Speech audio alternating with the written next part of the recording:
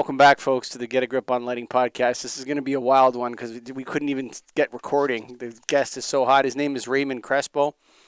He studied anthropology. He was born in 1970. He's got one of the funniest bios I've ever read. It's pretty awesome. But he works for a company called Energy Conservation and Supply, ECS. EnterConSupply.com. He's a member of the National Association of Innovative Lighting Distributors. And we're going to talk about light bulbs. We're lighting dorks. What are you going to do? Everyone loves these ones. They're fun. And it's about light bulb guys getting together and talking about selling light bulbs. Yeah. Before we get into that, though, Greg, we got to keep it easy. We got to go to KEYSTONETECH.com. That's tstonetech.com. Greg, the easy folks. Talk about keeping it easy. Reducing your SKUs in a LED floodlight exterior. They have color selectable. First of all their floods come 3K, 4K, 5K. They have a built-in photo cell. You don't even have to, you can disable it. It just comes with it. Nice and easy. Again, built-in glare shield, heavy-duty die-cast, so quality fixture, 2,000 lumens to 14,000. And my favorite part is that all of their floods include either a half-inch knuckle or slip fitter, whatever size it is, and the trunnion and yoke. So you don't need to worry about the mounting. You get the fixture, you get to the job site, you say, oh, shoot, it's a trunnion mount on this one and a slip fitter on that one. Oh, man. What it's all pain in the butt. Keep it easy. Just stay easy, nice and easy. Keep it easy, light made easy. That's right, folks. That's KeystoneTech.com, KEYSTONETECH.com, and the National Association of Innovative Lighting Distributors. Greg, and there's one more thing. I heard the LC exam is coming up. Is that a fact? It's coming hot. It is, yeah. I think usually in November.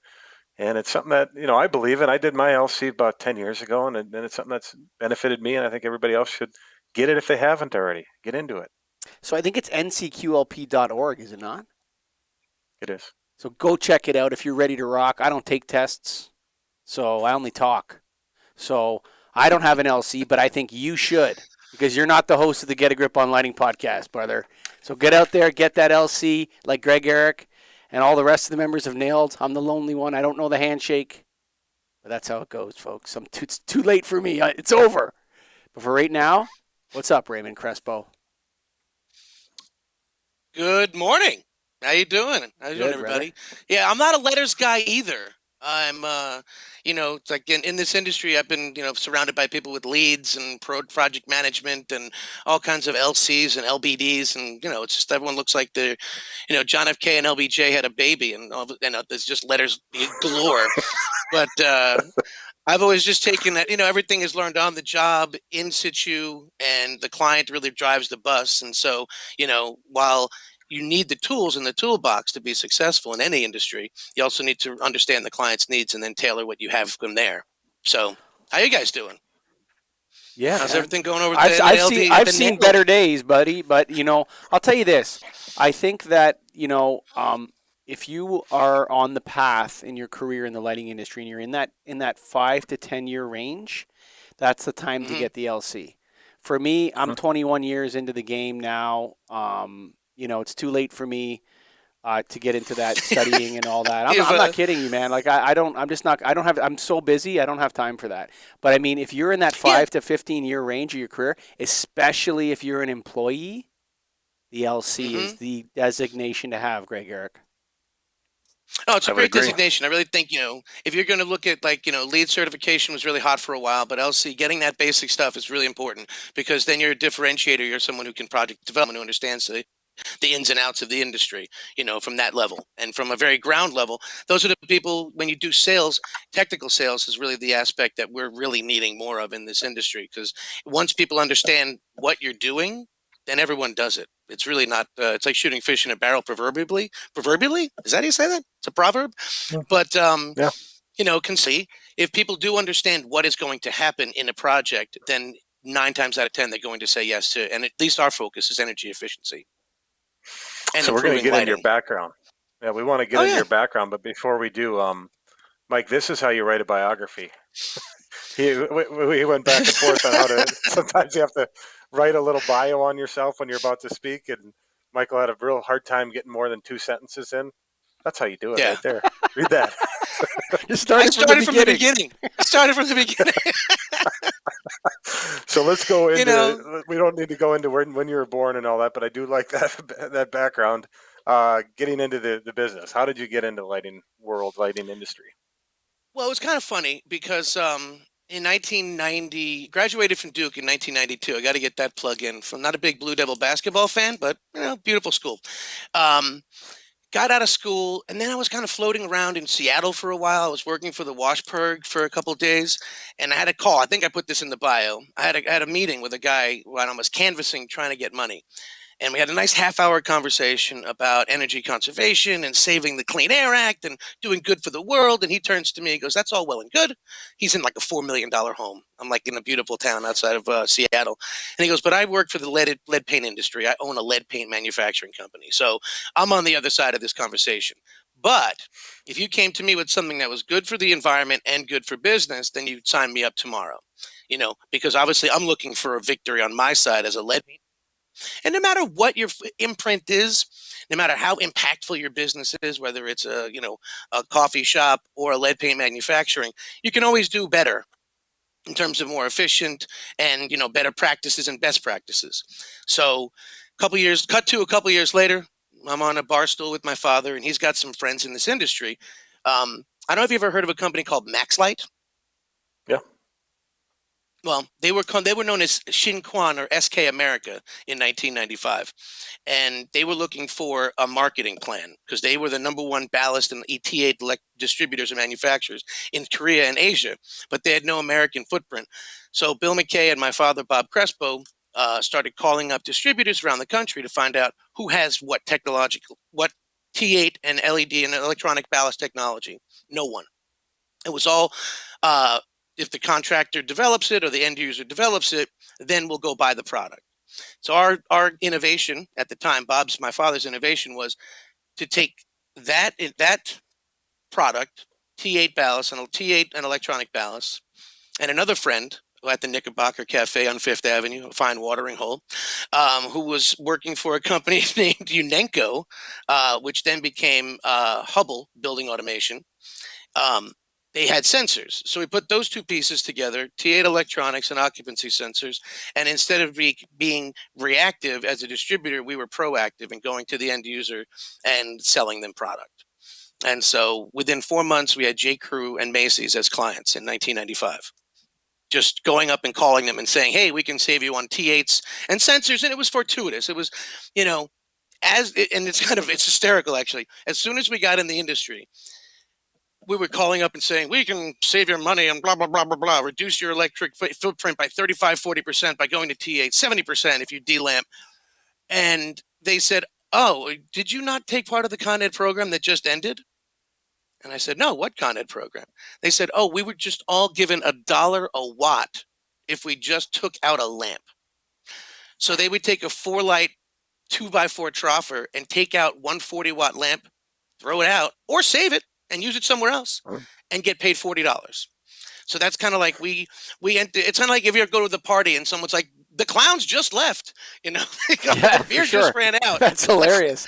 You know what? And I'm going to say something controversial here, and I'm sure John Wilson, he's going to listen to this, and he's going to make fun of me on the contrast ratios or on the rebate show. Utilities act like clowns when they start getting into this lighting stuff, Greg Ehrich. What do you think? I think they can, to some degree. They're diving into, I had an issue I talked about on a Lighthead show where they're giving free lamps to customers and up to 500 free T8 LED lamps. Right. Those are the customers I want to sell to. Not, Yeah. I don't want you to give away lamps. So yeah, that's acting like a clown. That's totally harming our business because you're giving it for free and you're going to the same customers as we are. So yeah, I don't mind them giving us a rebate, but stay out of selling or giving stuff away to our customers. Exactly. There are people in the industry from all angles who are trying to sell this product. And right now, like in New York, what they've done is they've taken that horrific approach that you talk about, where they go directly to the end users and give away free product, and they say, "Okay, go through like a distribution model, like they use for National Grid."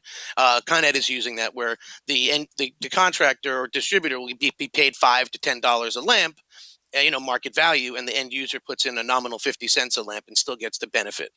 So yeah, I agree. But also utilities, you have to remember they're moving glacially with tariffs that have to be re-upped every 5-10 years in terms of their requirements for what's that word called?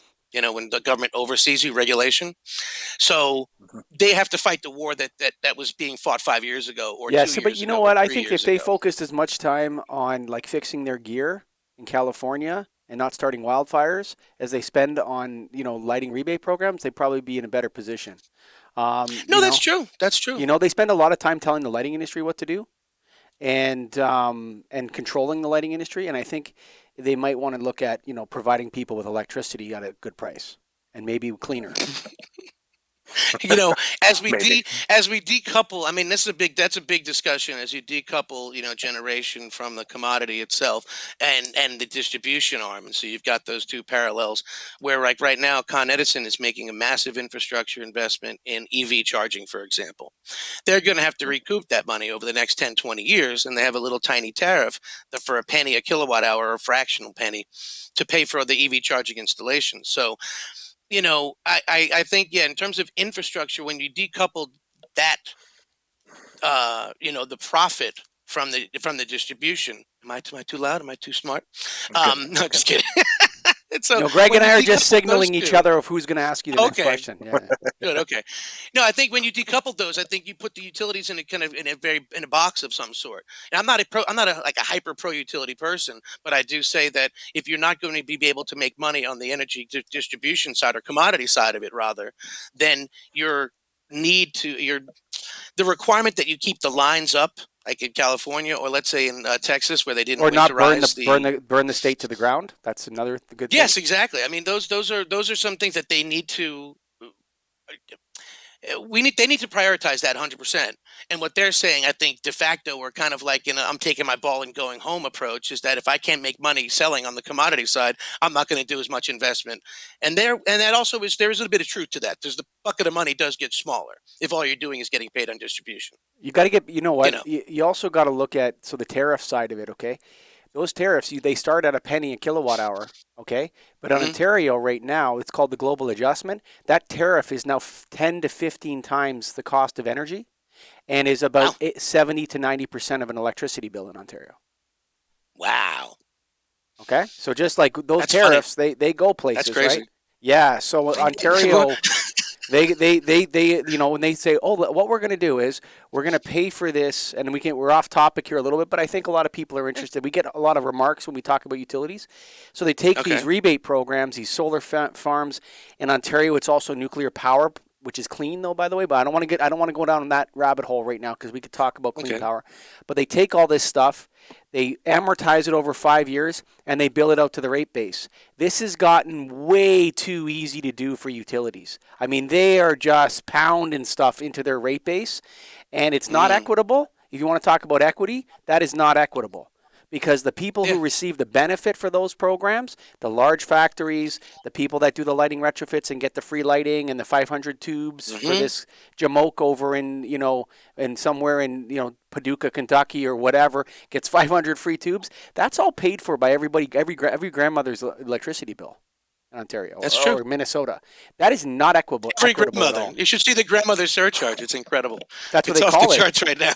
Yeah, no, it's ridiculous. But it's true. These people. It's true. I electricity bill 20 years ago in Ontario for the average apartment would be like $30 or $40 when I had an apartment. Now it's like $175. That's interesting. It reminds me of a comment my wife and I, we had a quick discussion about gas, because gas is now like $3 a gallon in our neighborhood. And she goes, "Are you surprised with the price of gas?" I said, "When it's $16 a gallon, I'll be surprised." Like in Europe. I'm not worried about that right now. But yeah, in terms of like the cost of electricity, it does keep creeping up. Like right now, Con Ed is giving away $20,000 in infrastructure for EV charging stations. Great investment for them long term. They're going to be powering the cars of the future with their natural gas power plants. So that's a long-term great investment for them. And so you're right. The person who has a small low-income house in middle of Brooklyn is going to be paying a fractional penny, while the guy on 38th Street with a $450 million building gets 10 free charging stations. Yeah. It's not equitable at all, man. That's true. But at the same time, I'm talking to low-income housing owners and what they have done is they have kind of tried to make it equitable. in New York. I guess we could talk about this for another second, because I'm trying to talk to everyone who's not getting free charging stations in New York. Right now, you get $10,000 if you're in a rich area, $20,000 in infrastructure if you're in an opportunity zone or a lower income zone. So they are trying to make some level of equity. Yeah, because all those poor people are driving around Teslas, right? Right now they're not, but in 10 years, in 5 years, in 10 years, the Volt or the Prius. That's just a no-go program. That's a no-go program. That's like we will give you 20 because like no one's saying yes. I'll put it that way. Like no one is going. We want to talk about lighting. Greg's going to bring me back to lighting here in a second, but okay, do that. I mean, the electric vehicles. First of all, it's questionable whether they're actually better for the environment. That's a question. That is not. That is not a known thing. What they have to do to get that lithium, to extract all that lithium from the ground and everything else, like that's not a guarantee. That's like saying, change all the street lights to LED and everything will be better. It turns out that's not true either. So a lot of these assumptions that we're operating on are the wrong assumptions. So in this, we'll give you 20 grand if you're in a poor area. Well, who's going to buy the Tesla? Okay, who's going to buy the electric vehicle? Nobody's going to buy the electric vehicle. Well, in 5 years, 10 years, they will be used. My comment is yes. Yeah, because everyone's going to be everyone's going to be rich in 5 or 10 years. Eh? I don't think it's going. I don't know if it's going that way, bud. Greg, get us back to lighting. Get us back to lighting. Get back to lighting. What do we got here? All right, so here's what I'm trying to wrap my head around. So I looked at your website. It's in Brooklyn, New York. You live in Missouri. And when I say meet the team, you're not on there. What is your role at this company? You started actually, it's funny.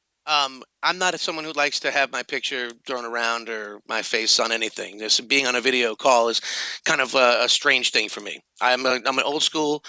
Give me a conference call. Give me an audience of people who want to talk about lighting and energy conservation and controls. Let's chat all day and all night. I started the company with my father. We founded it in '95. I ran it until 2013. I was the CEO. Grew the thing up. It was we had Macy's. We did all the Macy's around the country. All the Citigroup. We had a really nice thing going. But I had a kid. And I wanted to take a step back and just do national sales. And so that's what I did. And so now I'm just the national sales guy. And I probably should get my face on there. I'm losing some weight. So maybe it's about time to get my face on the company, the banner, to say, here I am. But I think there's a part of it that's reticence to advertise myself and reticence because it's not, it's not necessary. It's really not necessary. I've been in the industry 25 years. I don't think me standing there like, is going to make anybody say yes or no to a project. Right. I'd rather talk about the merits of each individual project and opportunity as they come up and take it from there. Are you still the owner? I'm still a part owner. Yes, I'm still.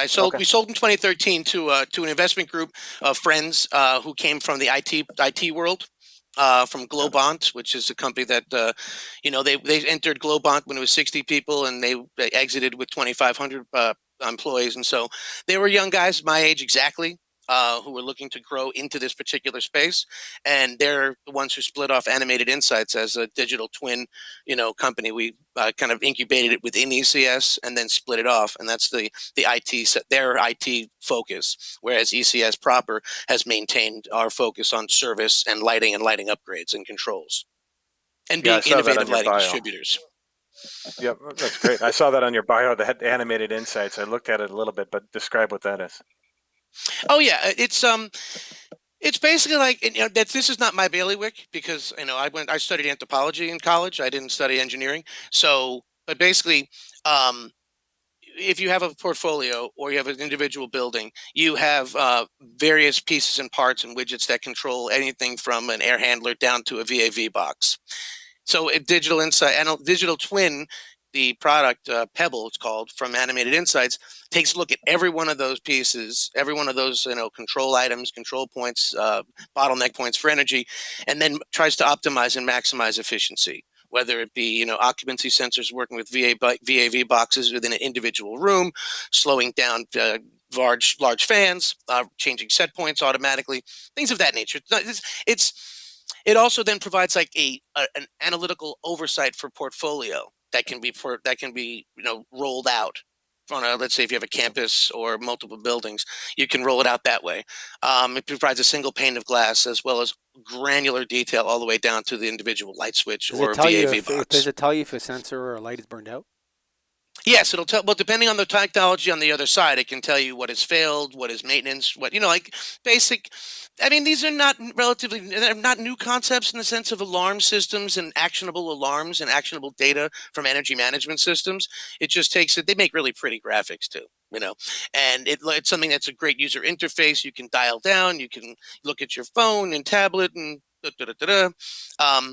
And just it just takes the IT disruptive concept and brings it into the energy management space. But I definitely say if you like Tishman Wakefield is a client of ours, they're doing quite well in that particular space. I know that there's a number of clients, but as far as like that is concerned, if you are looking for a digital overlay or some sort of like um, something that can coalesce all of your various energy management systems and bring them all together into one point and then slowly migrate to a new system, then the Animated Insights is a great opportunity for you. Nice. Hey, there's my 30-second commercial, a 2-year commercial on that. Perfect. Yeah. The original customers you had that were in the retail space, I think you mentioned J. Crew and one other one when you like 4 months into the business. Yeah, so in January, J. Crew was a client of ours, January 95. And in April of 95, I had a call with the head of Macy's East, Scott Chester, an admiral in the Navy. And at the time, I was literally just reading pamphlets. And I was like, you ever see those movies where like the words come off the page when they're reading, and it's like, like 1,000 different words on the page, but 35% comes up. And, I had a 45-minute conversation with someone who was way above my intelligence pay grade at the time. And he said, I'd like to talk to you guys. So within a year, we had tested occupancy sensors in retail environment. We had done test installations of T8s, and within 2 years, we were rolling out occupancy sensors to Macy's East, which eventually became every Macy's in the country, as well as they purchased May Company. So in the last 26 years, we have upgraded every Macy's facility at least once, some of them 4 times.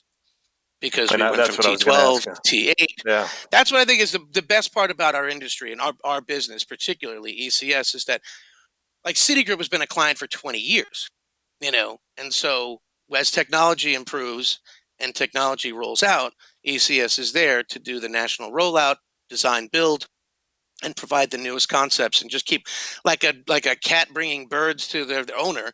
We just keep bringing new ideas back to our client base, whether it goes from like incandescent to low wattage incandescent to compact fluorescent to metal halide to LED. We've been part of a number of, in the retail industry, we were part of a number of Six Sigma studies about lighting and the retail lighting protocols that were understood and assumed to be correct. You talk about assumptions being incorrect. You don't know if they're incorrect until you've tried something else and found out that also works. So, so yeah, our retail was a very strong focus of ours for like the first 15 years. Or if you change the question you're asking. Yes. Right? Like sometimes you're asking the wrong question. Now, can I just want to jump in here. So, were you doing aux sensors like in the early 2000s? Like late 1990s, late okay. 1990s. So do you think that is there any energy like I'm a big believer in that generation of occupancy sensors. I think that that with the relays and you can connect them, you can do very large spaces, you can do bi-level lighting. There's a lot of things that you can do if you're technically savvy.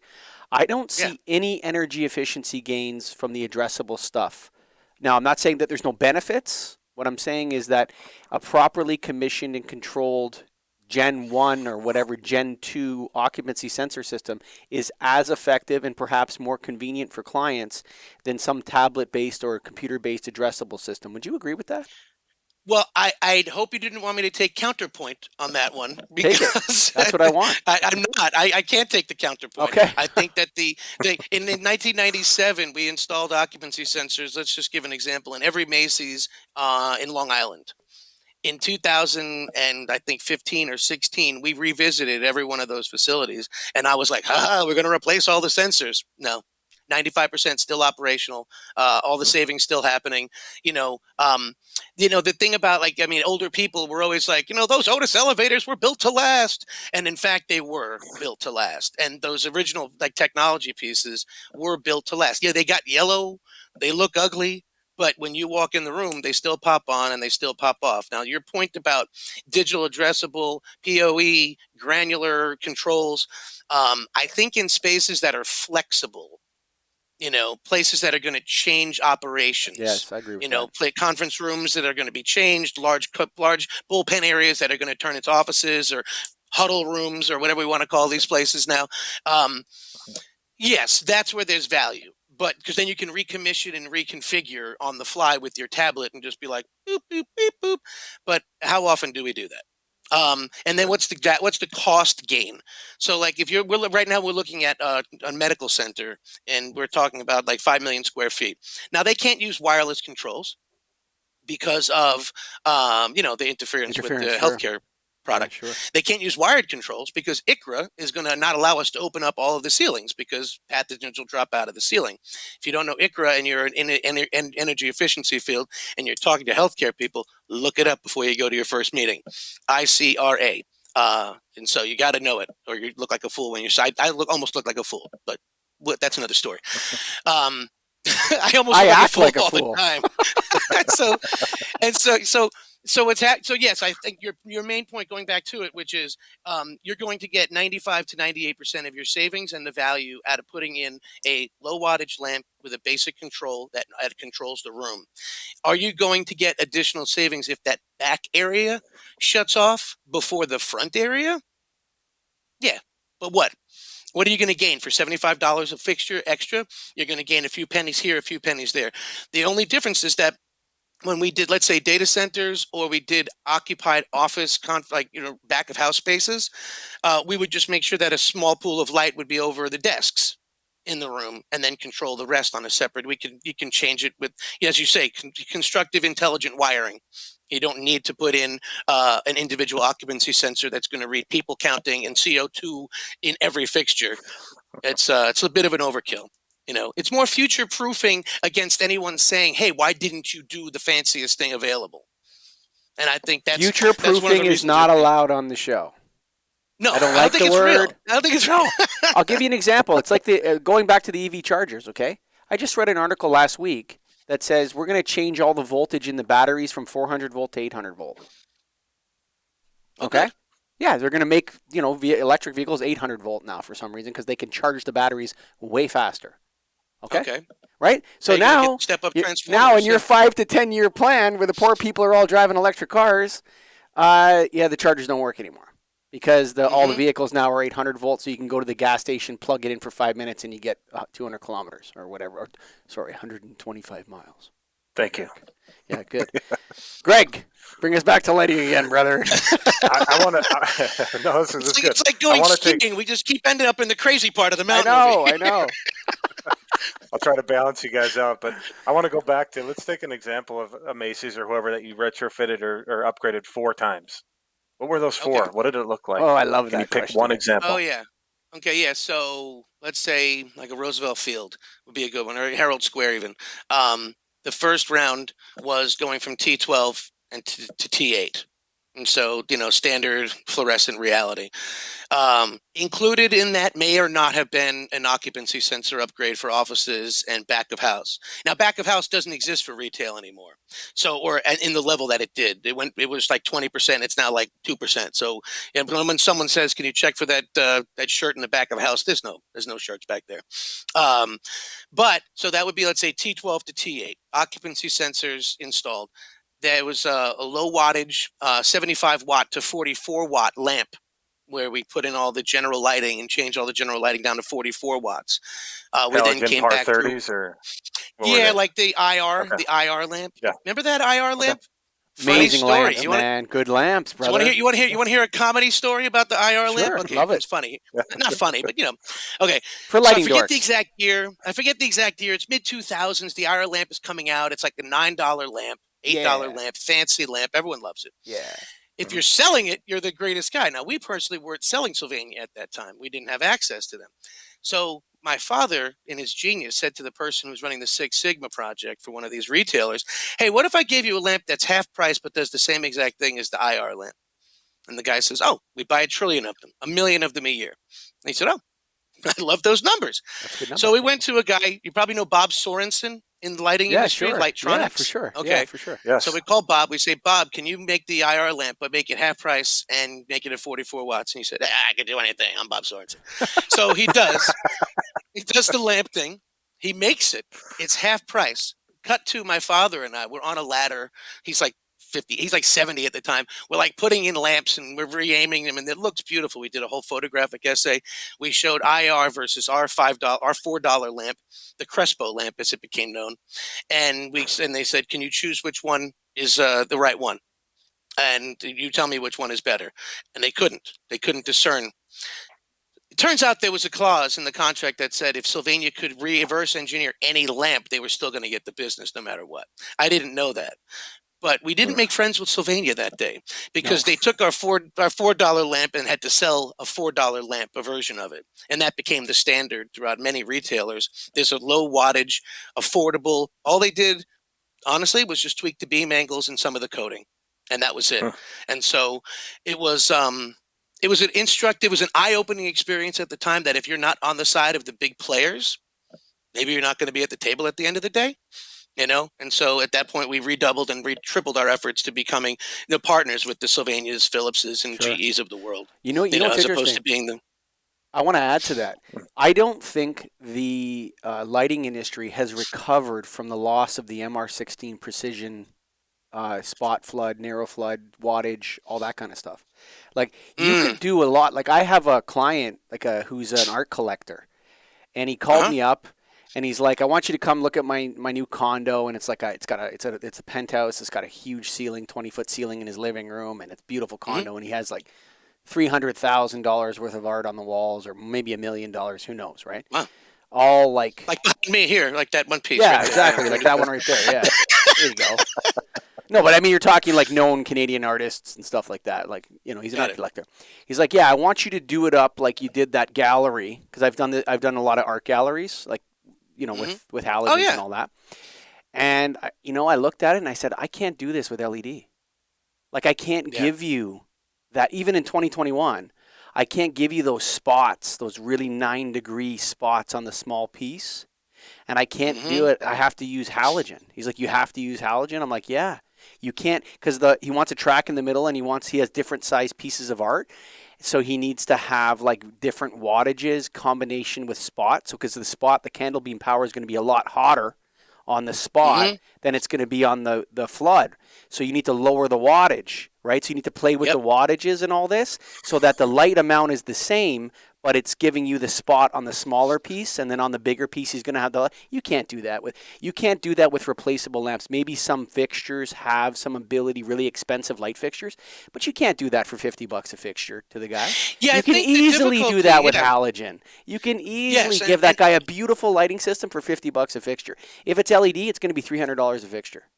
Well, I think one of the things that we do from our innovative lighting design perspective that I always stand by is I say put the gimbal or the small track head in, and then with LED lights you can maybe the number of SKUs has winnowed down or reduced over the course of the last several years. But speaking to that specific point, my design goal has always been give the client the most flexibility moving forward.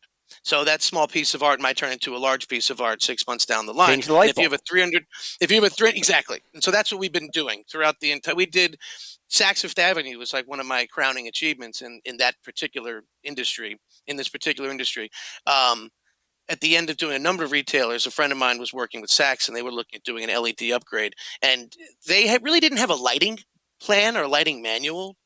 And so I went around to 15 of their stores, took best practices for all of their lighting, spot lighting, flood lighting, anything that was in a screw-in lamp. And I guess we'll double back to the third and fourth and fifth upgrade of a retailer in a minute. But this is kind of part of the process. And so they had about, let's say, 40 different halogen SKUs. And PAR and BR and all kinds of SKUs. And at the time, GE was making that robust line of spot, medium flood, and wide flood. They had a 5, 15, and 20, 35, and 50 watt, which is so key, because the 20 watt tight spot is as bright as the 50 watt flood when it hits the wall. Like, you need those varying wattages. So I designed a complete overhaul of Saks Fifth Avenue's lighting. Hard goods got 3,000 Kelvin. That was a design choice that they made. Soft goods got 2,700 Kelvin.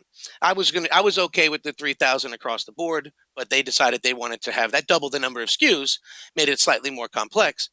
But we took and at one, so I did like a 20-page rollout of what are your best practices, what are you using, and here are the pictures of what you're using that we think is helpful. Here are the 60 LEDs that we recommend you use.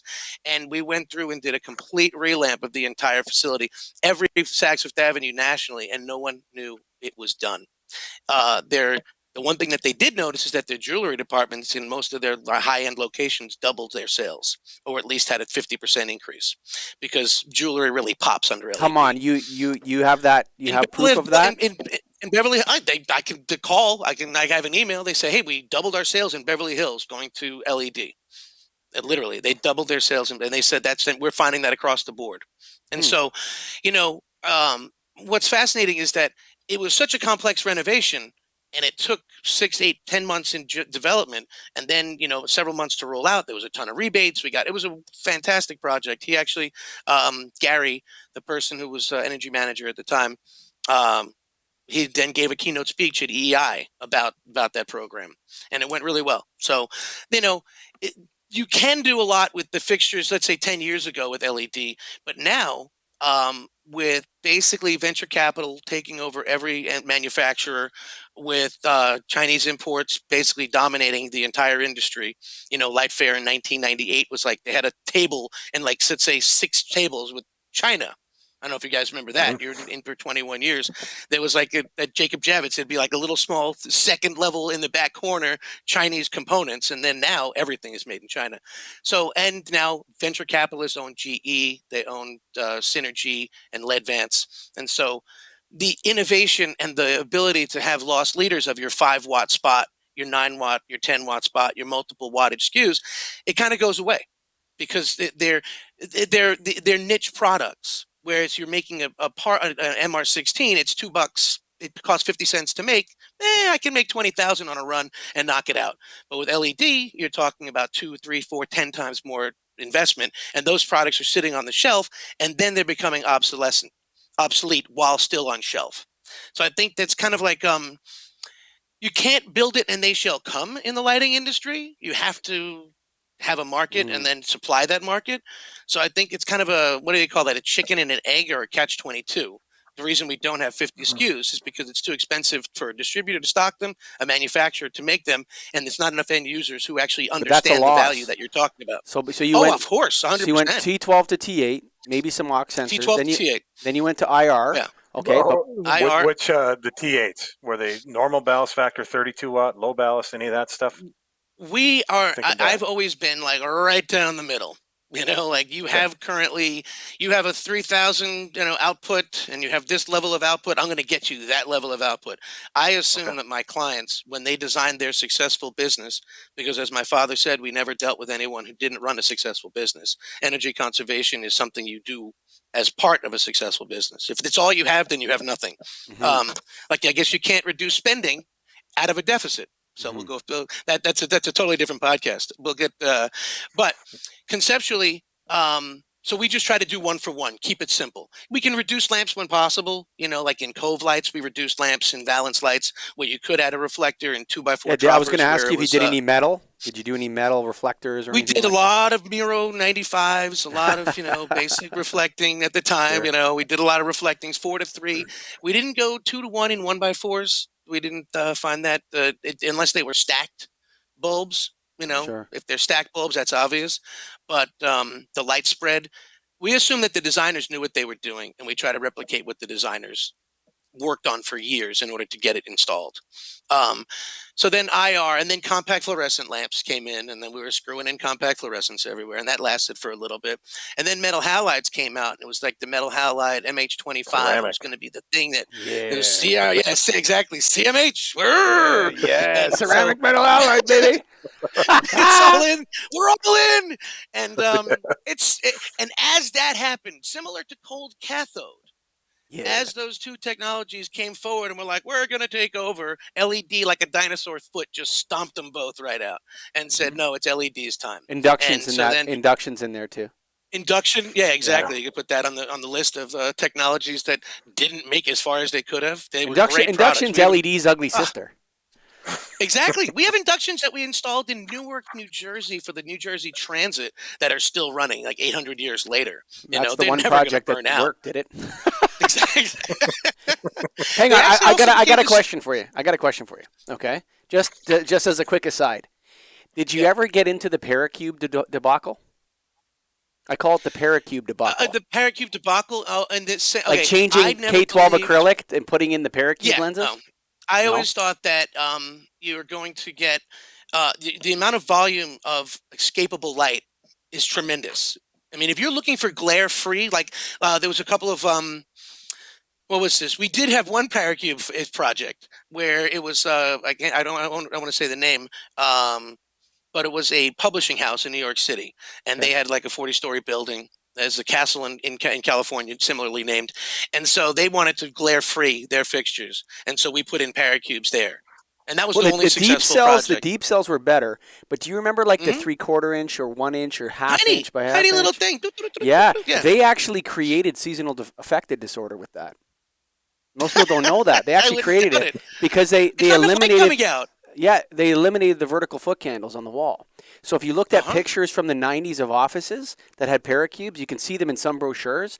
It's like, Paracubes, and the walls are so dark. You can't see. It creates the cave effect. Yeah, and it created seasonal affected disorder along with those rounded CRT screens. And LED replacing, let's say, the linear up-down lighting also did a similar thing where you no longer are illuminating the ceiling. We never did that. We always sent some light up because if you don't illuminate the ceiling, you feel like you're literally in a cave. And so, that is going back. It just goes back to the original design intent of the intelligent person who spent hundreds of hours deciding what was the best look for that. I assume that someone's there, so you try to recreate what's there as best you can. So Paracube was a funny thing, but it did help. Let's say if you were using older screens and older computer technology that got really crazy glary, you needed something. And the Paracube was that something for a while. Then eventually we just have something we put on the screens, and then eventually our screens improved. So, as technology improves and changes. So the fourth one was metal halide, and then LED came on, and now we're at that point where and I think LED is like the end right now. We're waiting for OLEDs. We're waiting for the things to come off the bench that are natural and organic and like 400 watts of metal, 400 lumens a watt when that gets harnessed and is commercially viable. I'm sure it's there already technologically. It's just a matter of people selling the product that they just spent 30 years developing for a while. Let's make some money on the current LEDs at 110 to 150, approaching 200 lumens a watt before we then dumb all that down. But that's going to be required for future LPD requirements and light power density requirements. We're going to need the next level of LED of 400 lumens a watt to come out at some point. So but not yet. You mentioned, give us some time. Yeah, you mentioned that you like to give your client flexibility. So are you selling more LED tubes or LED fixtures? If you could sum it up that question. It depends on the client's goals. What we're selling a lot in the troffer market right now are wattage color selectable door kits. Yep. So you got the door kits that make it look like you've done a new fixture. If you want to add your granular light control widget, you can do that. You don't have to open the ceiling, so it's a cleaner installation. We try to avoid opening ceilings whenever possible. Eliminate draping because we think of things in terms of amount of garbage created, the amount of time necessary to install, and the amount of dirt that's created in the day-to-day operational interference. We try to minimize all of those. So we've been seeing a lot of door kits as opposed to tubes. So when you in the when you look troffers. at retail, for example, I think at least what I've seen is a lot of the retails when they upgraded to maybe a T8 or something, they might have done a center basket light. When you have a center basket fluorescent troffer, you can't retro it. Like you can't put a door frame in those most often. Yes and no. Sometimes some of them you can, some you can't. Okay. But yes, Yeah. for example, let's say one of the larger retailers we did a long-term 2x2, 2x4, mostly 2x2, about 95% 2x2 new fixtures. And they took advantage of new fixturing because you get a couple of values out of it. You do get more lumens per watt. You do get a slightly more efficient. So that'll be on the retail side. We're seeing more more fixturing, but in the general commercial side, which I've been focusing on, we're seeing more get her done. And now with the pandemic, we're seeing changes in plans that you wouldn't believe. I mean, I guess we all would believe because we're experiencing it. We have to believe what's actually in our lives. People who were going to be spending $8-9 billion to renovate buildings are now looking to do a tube retrofit. All the problems in the world come from people not believing. That's a horrible opening. All the problems in the world come from people not believing what they see. Telling you that's right a good ending. There you go. No, that's true. I mean, if you don't, I mean, I live in a town where maybe 50% of us are vaccinated. And I don't get that necessarily. I mean, yeah, people want to say it's a personal decision. Go live in the woods. Just don't. I just feel like it's not that big of an imposition. Wear a mask, take a vaccine. It's not going to stop it.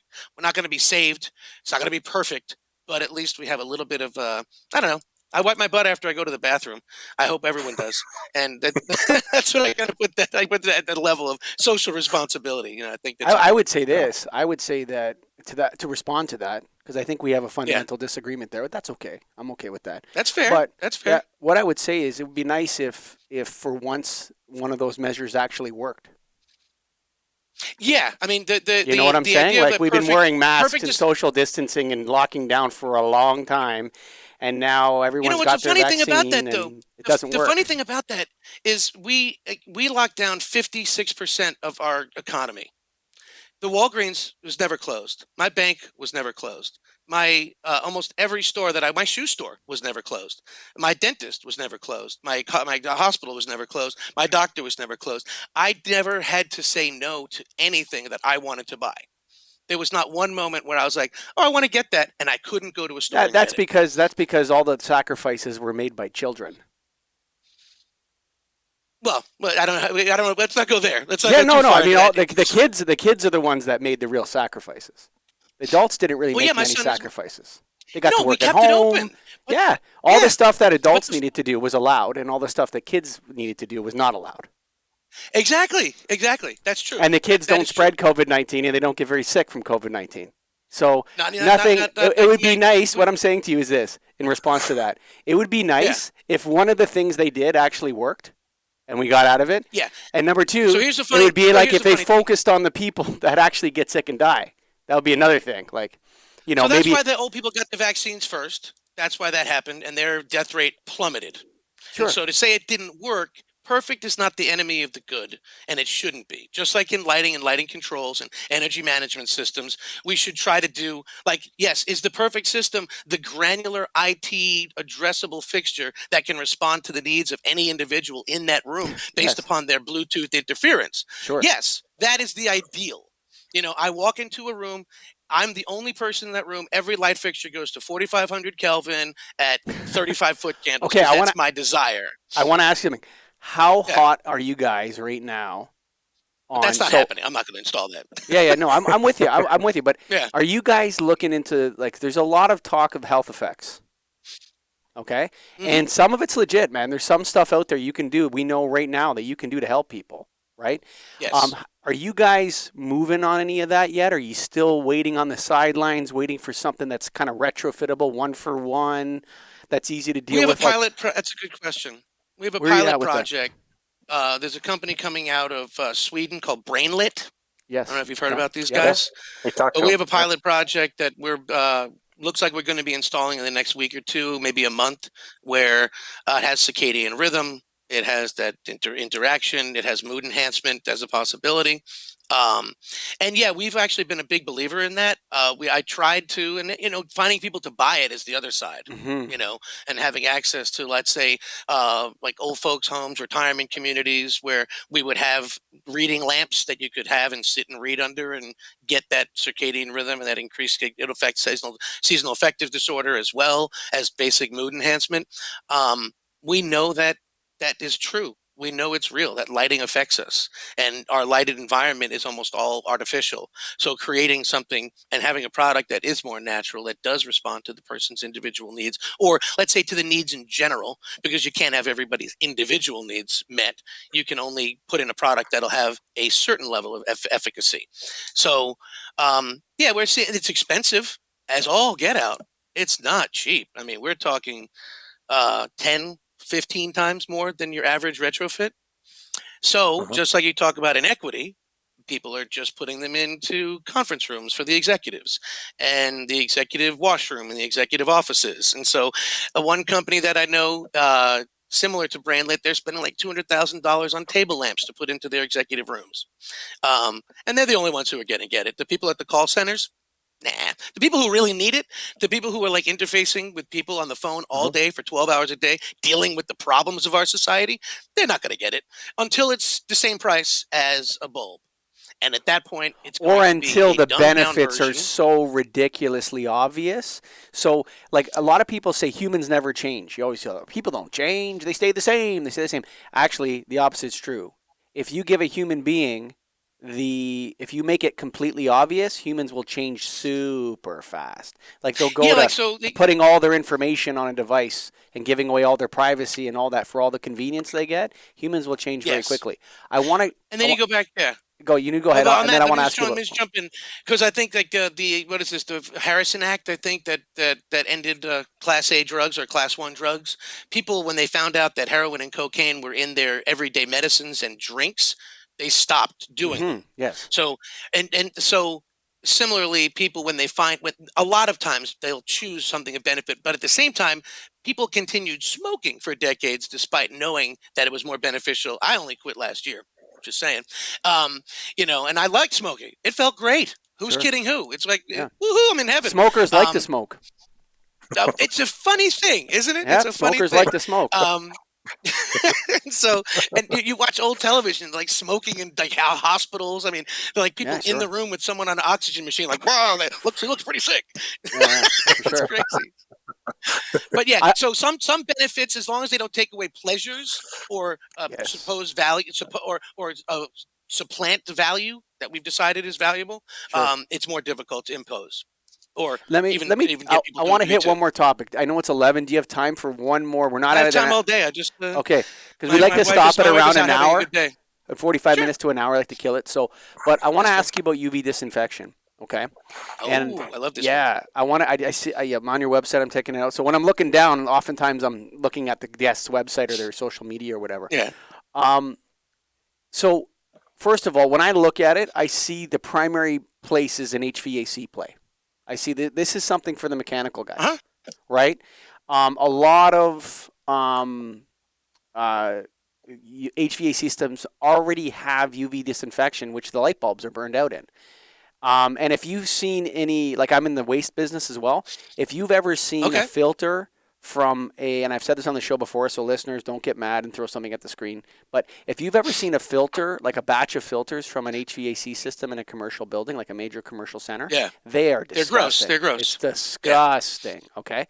So, It's all but a lot of biological times, nasties. those companies have UVC disinfection in the units. It's just not the bulbs burned out. I'm telling you, I'm not kidding you. And people have it in their homes as well. I know. I'm in that space as well. So let's check that box. So HVAC should be done. HVAC is done. How can the lighting industry contribute to, in your mind, like really, like we know, like a customer calls me, you did the retrofit, you didn't save energy. No, send me your hydro bills. Let's go. I'm going to prove it to you right now. I have no questions. Exactly. Right? Do you feel like we're in a position now with the lighting industry, whether it's with low pressure mercury or whether with LED, can we contribute to making the air cleaner? It's one of those things, like people argue about climate change and this and that, hysteria versus what. everybody thinks less pollution is better, right? People Go argue back to about whether. smoking on that one. Yeah. Yeah, it's like obvious. Yeah. there's places where you don't argue, right? Like clean water is good, right? So can we actually help people in these office buildings, in these commercial spaces, as the lighting industry? What do you think about that? It's not an easy answer because there's a couple of different products that you want as if you're thinking of it just as, let's say, an adjunct or an adder to lighting, right? Something that is part and parcel of your lighting system. Because, there are companies that are creating UVA and UVB lights that have some pathogenic value in terms of pathogen reduction. It's not going to be close to what UVC can do, but you can live under UVA and UVB in these small amounts. So that would be something that's integral to an existing light fixture. That's like GE, and a lot of players are working on that particular product. And they're saying maybe we'll incorporate some UV, near spectrum UV, and or single band far spectrum UV as part of our standard light offering. And every fixture will have some level of disinfectant to it. When you talk about assumptions and long-term impacts that are unknown, I think you're going to have a lot of pushback from the general public on that. In general, we're putting on sunscreen and staying out of the sun so we don't get melanoma. Yeah, the ozone layer is what blocks the UVC from coming from the sun, right? Exactly. We don't want to put UVA, B, and C inside all of our spaces and have it be on us. Right. So that's the surface disinfection versus the air disinfection argument. And so then you have this then you have the technology. Sorry to interrupt, but this UVC upper air band, I think, is really where the value is. And so properly installed with the right distances and the right irradiance levels, you can destroy things from the upper air. And air does circulate from my mouth. My hot air goes up, and you have general convection currents. You have supply and return air. You even have fans on some of these UVC fixtures that are pulling air and making sure that it's circulating. Are you, again, perfect being the enemy of the good? You're not going to get all the pathogens out in 1 minute. You're not going to get them all out in 2 seconds. You're still going to have cases of allergy problems, as well as flus, seasonal things, as well as the COVID reality. But I think indoor air quality, the one thing about COVID and this pandemic response that I would love to see is that people say, hey, indoor air quality has been a major issue. It's for decades. As soon as we closed the buildings on these commercial facilities and made them into an air recirculating chamber, we created illnesses that didn't exist. You talk about the biofilm on the filters. That's why you should have every cooling tower, every air handling unit should have UVC, not only in the system, but in the room itself. That all the air that comes into the building should be pathogen removed. I believe that 100%. And I'll give you a quick example. That's what we do with water. That's what we do with water. Exactly. We have in our system here in Springfield, Missouri. We have great air. We moved from New York City, dirtiest air in the world. My son had a sinusitis for 11 months when he first moved here. And it was horrible. He was like, all the doctors wanted to take out adenoids, do all kinds of surgeries on him. And then finally a doctor said, have you looked at allergies and air quality in your house? So we put in a 24-volt system for air filtration. We put a UV light upon the return air. We put a UV light and a supply air, and we put whole house humidification. And we have not had an upper respiratory infection since. So the idea being that your body will heal itself if you have clean air to breathe. If you have clean water to drink, your body will generally heal itself. That's why we're still alive and we're the dominant species on the planet, because we do heal ourselves. If we didn't, we'd all just be dead on the side of the road. Sure. I'm a big fan of UV. Right. So, but you're talking active air and passive air disinfection are no-brainers. Right? To me, I think it's a no-brainer. Indoor air quality. Think about the amount of time that you would save, from people being sick, people being out. For sure. People but exactly. That's what I'm asking. How do you specifically make that business case to the Macy's and the large? How do you sit them down and say, look, here's what we're going to do? So this is the weird thing is that when it's an energy play and you put it on the coil, you know you're going to get 25 to 35% energy savings by having clean coils and a better delta T.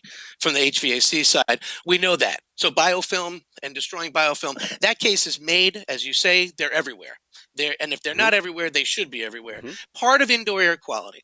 In the individual rooms where you have congregant spaces, cafeterias, large elevator lobbies, places where people are always, in the bathrooms. People take their masks off and put their guard down in the bathrooms. Have UVC lighting there, and there's also poop in the air. Jeez, Yeah, sure. let's get the poop out of the air. So deactivate that shit. Literally, it's killing me. And so, what's funny is that the business case is hard to make. I'll be honest with you. I have a building. We have a series of banks. They know that they are deadheaded in Class A facilities. And one of the dirty little secrets about HVAC code is that if you have an under 5,000 square foot building, your front door and your back door and a third door in between is your filtration. You don't have filtration outside of that. That's your ventilation, is the envelope of the building being leaky. That's not 3 to 4 air changes an hour. That's like one air change a day. Listen. So The insulation boom from the 1990s. Exactly. Building envelopes. Yeah. Yeah. That actually caused a lot of air quality problems until they put in those, what are those things called? Where they take the air from the outside and they warm it up and mix it back in. Yep. Yeah. Like these houses were like, you're living in a garbage bag. You know what I mean? They wrapped these houses from 1990 to 2010. It's like those houses need serious ventilation. They had mold problems and all kinds of things. So you want to be careful over insulating. Yeah, it's crazy. So the UVC in the room is a really great idea. It's quiet. It doesn't interfere with the operations. So, like a lot of schools are putting in these HEPA filters that are they're super loud, and so they're going to be turned down on low, and they're not going to be efficacious. So, but if you had UVC light in the ceiling, now the business case is difficult. We had a bank that knew that they had 60 deadheaded facilities where they had zero ventilation and massive COVID cases. Around the country, every diner, every deli, every location that doesn't have real air exchange is a pathogenic petri dish. And so I think that leadership is difficult at this point. I've been sending out emails and I've been putting a little bit on the LinkedIn, but this is a dirty little secret that our school systems, they have so little air exchange in the schools. It's a comedy. Like we have in our buildings in Springfield, we have a 4-inch by 12-inch hole in the wall that is vented.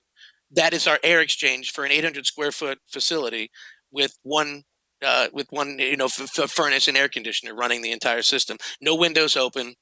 So, and in this case, masks actually do work. Just to touch back on that one, we are masked and our cases are very low. So you have to have multiple levels of defense in this particular one. But also, flus are down. We almost have zero flus. Our son didn't get ill last year at all. And he was in school seated the entire year. Let's not go down the COVID trail again, because you and I are going to argue about that. But anyway, air quality as it relates to this super important. Drama, as it relates to this drama, is a time to make the investment. One more serious. I agree with you. I agree. One more serious question for you. Let's ride that pony. Yeah, I agree. But how? One of the things that I think we can do now, people, there's fear mitigation. Okay, is a real thing. Like. Wherever you are on the COVID spectrum, there's a certain amount of decent people that are legitimately scared out of their minds of COVID-19. And people can argue, they argue about whether they should be or shouldn't be. The fact is, those people are real people and they're good people. Okay. Can we actually died? Yeah, exactly. I mean, so can we help them with hygiene theater? And what I mean by that is, if we put these systems in, can we add an element to those systems that are telling them that this system cleans the air in here and kills a certain amount of the pathogens? I think the lighting industry could do that so well for everybody. And it's adding a green light that says actively cleaning the air or something like that as it comes on. Exactly. Like people laugh at me. They say, Colligan, what are you talking about? I think it's important. No, I think it's really important because people get on planes all the time.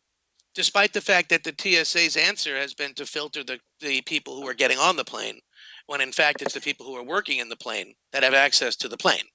And they are less filtered than the people getting on the plane.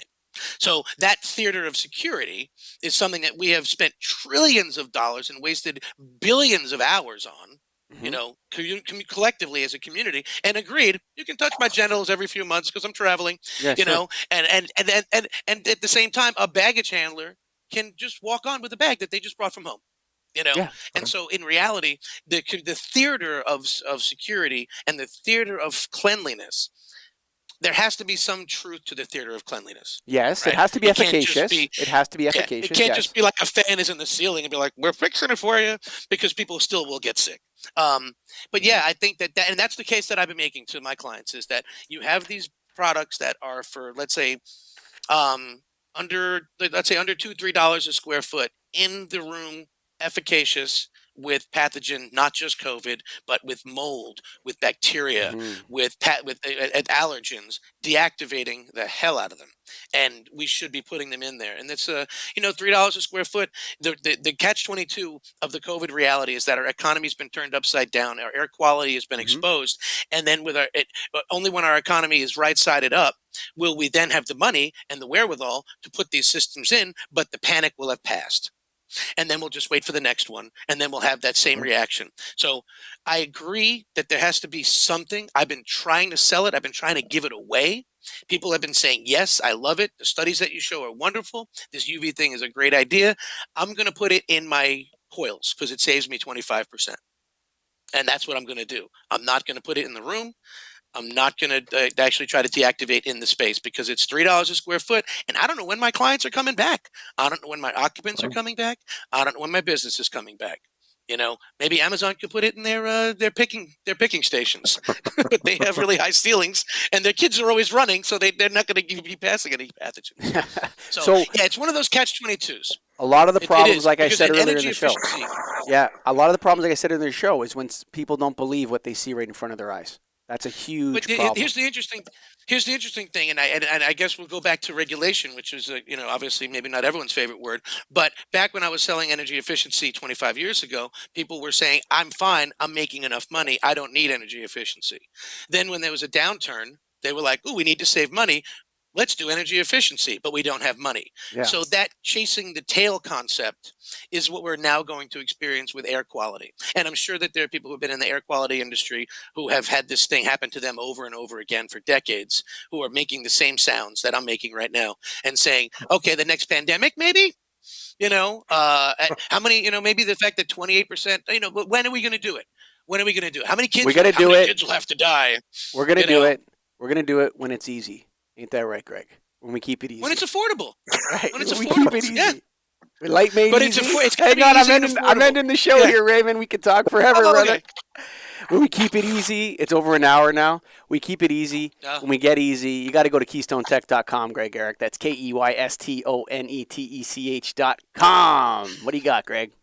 That's right. We talked about flexibility in the show. They give that with their LED floodlights, 3K, 4K, 5K, selectable built-in photocell, all the mounting kits you need, different lumen packages. They got everything with that floodlight. Yeah, go to KeystoneTech.com, light made easy, and we're very glad to have Raymond Crespo from Energy Conservation and Supply.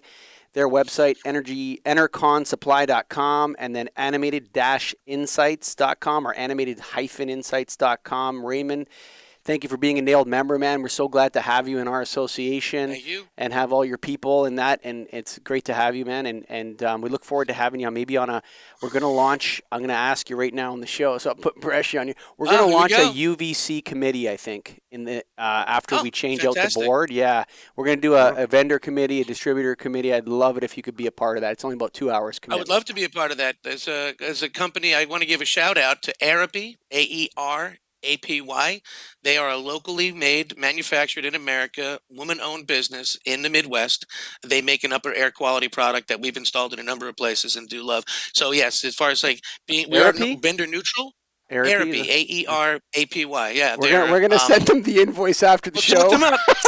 Yeah, set them up. We'll talk to Annette and Mike. But yeah, no, I think it's a really good. That final point we were making is good. I don't mean to be negative or doom and gloom, but I do think that there is an opportunity here. I think that in energy efficiency, we saw leadership from the utility, from the government, from the industry side, seeing the value, incentivizing it, and making it easy, as you say. And so I think that maybe that's that combination as part of like a board. That's the kind of thing we have to do. Let's incentivize it a little bit, and then at the end of the day, industry has less absenteeism, less illness, less people getting sick, whether it be from the flu or whatever it might be. You get to have indoor air quality as a long-term value, which I really do believe in. So thank you for bringing that point up. I got 100 more questions for Raymond. We're going to have to bring him back on again, folks. But if I know I speak on behalf of Raymond, Greg, Ehrich, everybody at Nailed, and myself, we love you, listeners. Thank you for listening. If you haven't joined Nailed, you can't join anymore. I'm not letting anybody else in. Just kidding. NALD.org, folks. Thanks for listening. Bye for now.